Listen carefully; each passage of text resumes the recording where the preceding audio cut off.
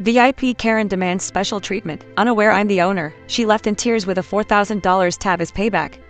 I'm a 30-year-old woman, and I've owned a high-end restaurant in the city for the past 5 years. It's my pride and joy, something I built from the ground up after years of working in kitchens and saving every penny I could. It's not just a place to eat, it's an experience. The ambiance, the staff, the menu, it's all carefully curated to give people a taste of luxury. About a month ago, we started offering a new feature, VIP tables. They come with a hefty price tag, but the experience is unmatched. Private service, a customized menu, and exclusive seating in the best spot at the restaurant. It's a reservation that most people wait weeks for, if they can even get it. It was a busy Saturday night, and the restaurant was in full swing. I was in my office, going over the books, when one of my managers, Amanda, came rushing in. Her face was red, and she looked like she'd been holding her breath. "There's a woman causing a scene out front," she said. "She's demanding the VIP table, but she doesn't have a reservation." I sighed. This wasn't uncommon. Some people think they're entitled to special treatment just because they know someone or have money to throw around. But our policy is firm: no reservation, no table.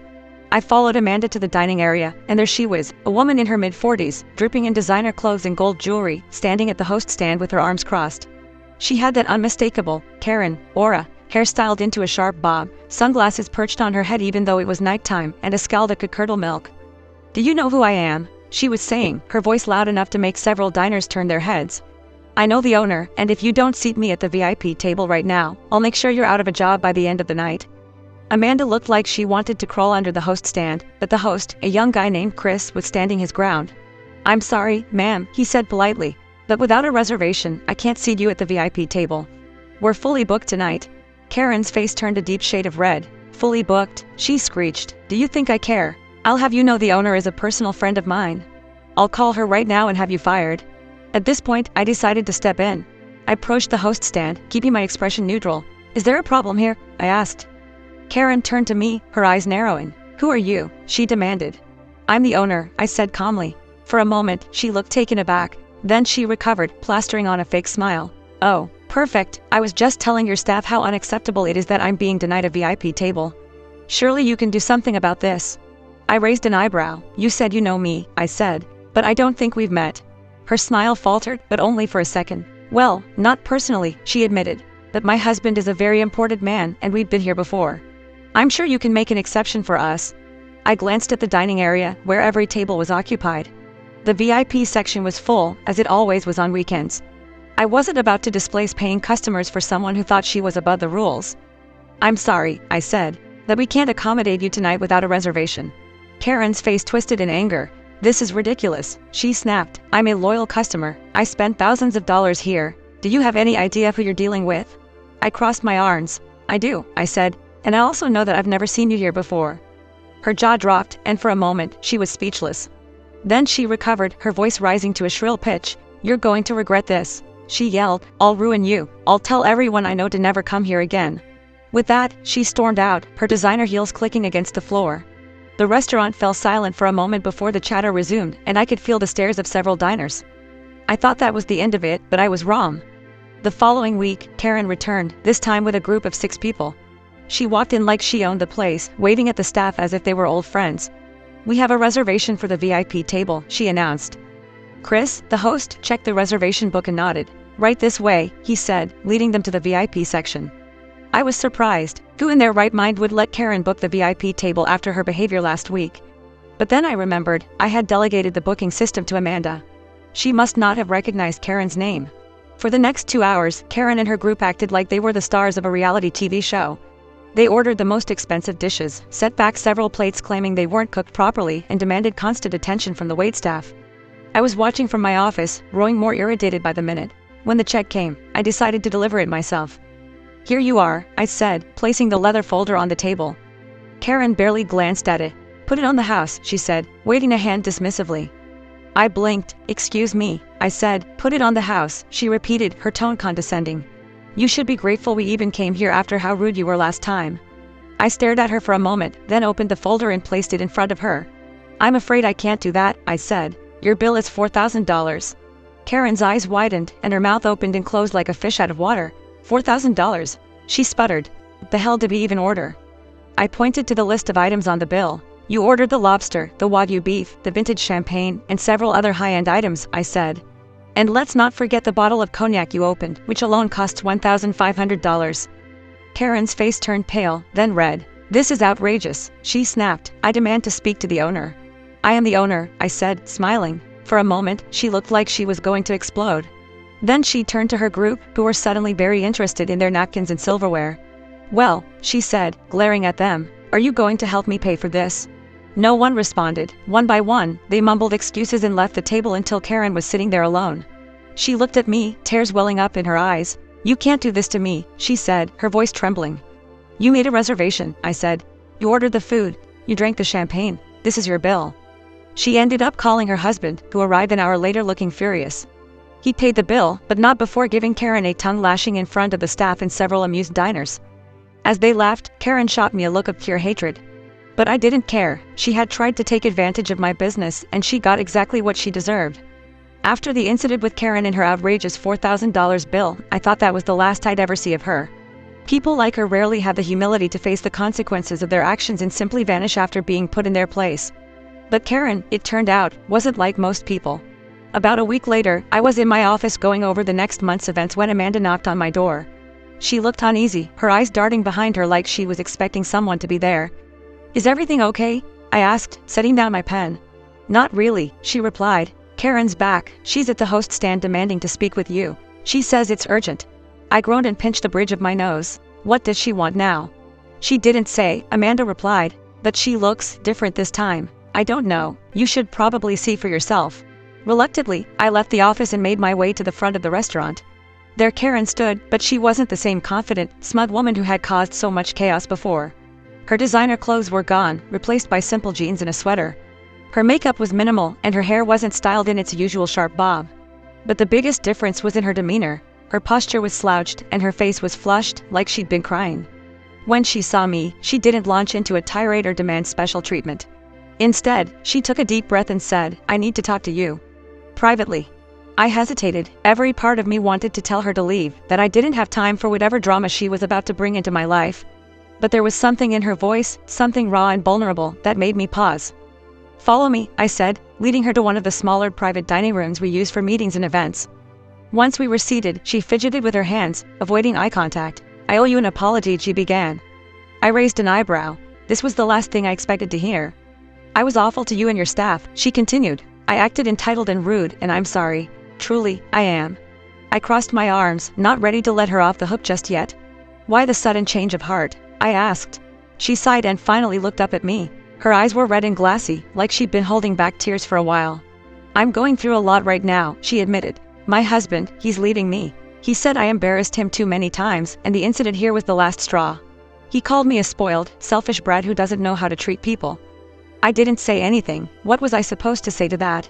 I lost everything, she continued, her voice cracking. My house, my car, my credit cards, he cut me off from everything. And now I'm trying to pick up the pieces, but I don't even know where to start.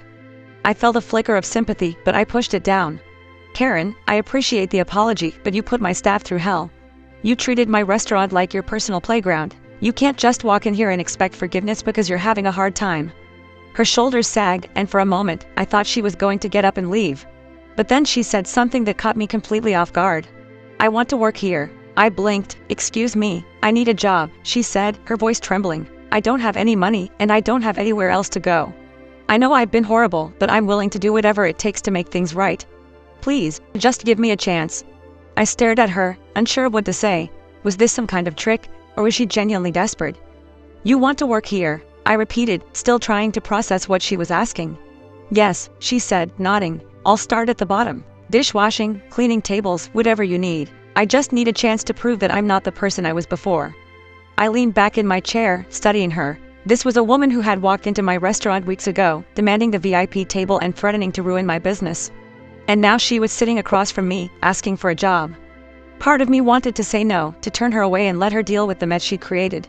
But another part of me, the part that had worked my way up from nothing, felt a twinge of understanding. Fine, I said finally. You can start tomorrow, but if you so much as raise your voice at a single customer or coworker, you're out. No second chances. Her face lit up with a mixture of relief and gratitude. Thank you, she said, her voice barely above a whisper. Thank you so much. The next day, Karen showed up for her first shift wearing a plain black uniform and no makeup. She started as a dishwasher, scrubbing pots and pans in the back of the kitchen. At first, the staff was skeptical. Most of them remembered how she had treated them during her previous visits. But as the days turned into weeks, Karen surprised everyone. She worked hard, never complained, and even stayed late to help clean up. She didn't shy away from the dirty jobs, and she always made an effort to be polite to everyone she interacted with. Slowly but surely, the staff began to warm up to her.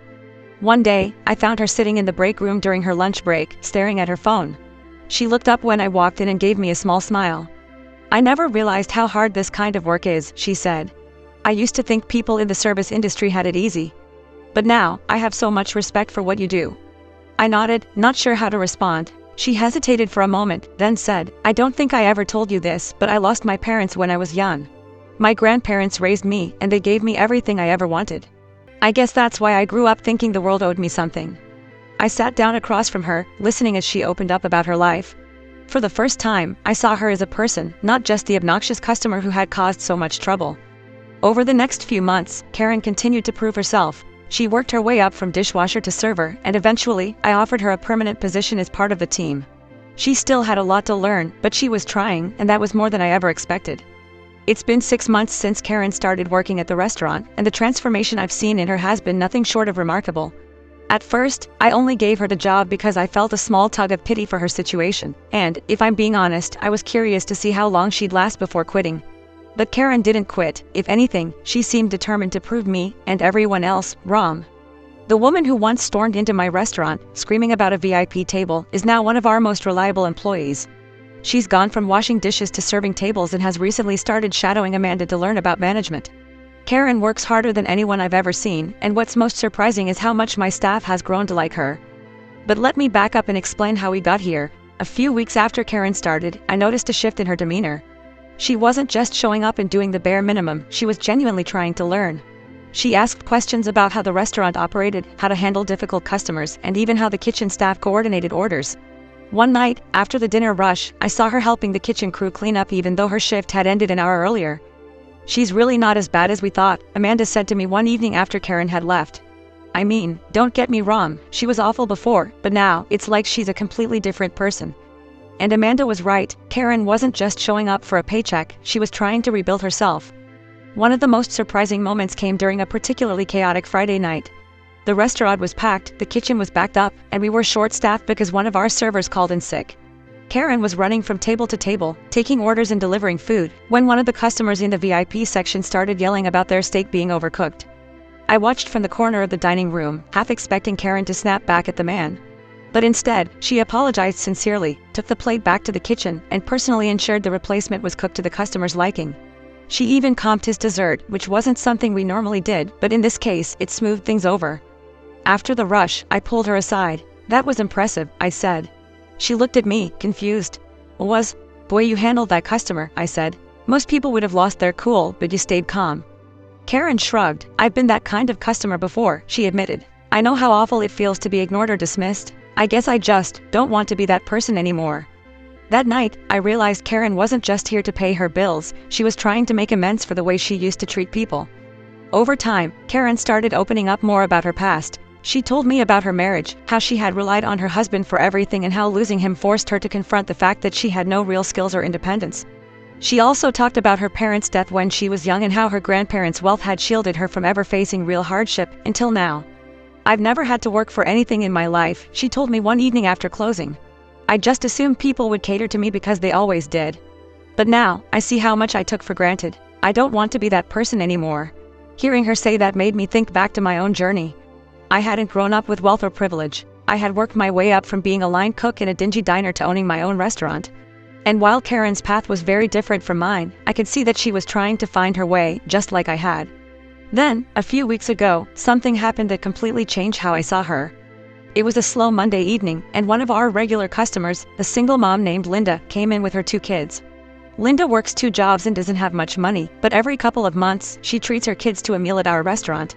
She usually orders just enough for them to share, and you can tell she's counting every penny. That night, Linda's younger son accidentally spilled his drink all over the table. He burst into tears, and Linda looked mortified, apologizing profusely to Karen, who was their server.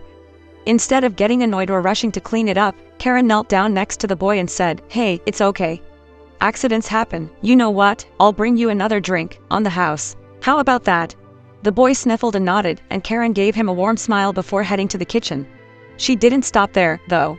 After Linda and her kids finished their meal, Karen quietly paid for their entire check out of her own pocket. When I found out, I pulled her aside. "Why did you do that?" I asked.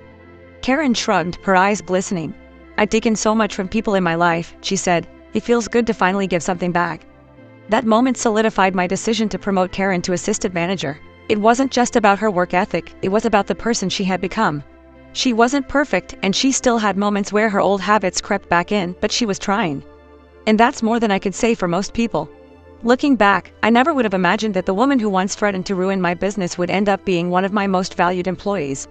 Karen still has a long way to go, but she's come so far from the entitled, self-centered person she used to be. She taught me an important lesson: people can change if they really want to. It's not always easy, and it doesn't happen overnight, but with enough effort and humility, it's possible. As for Karen, she recently told me she's saving up to open her own business one day, a small cafe where she can use everything she's learned here to build something of her own. I don't know if she'll succeed, but I do know one thing: she's earned a chance to try.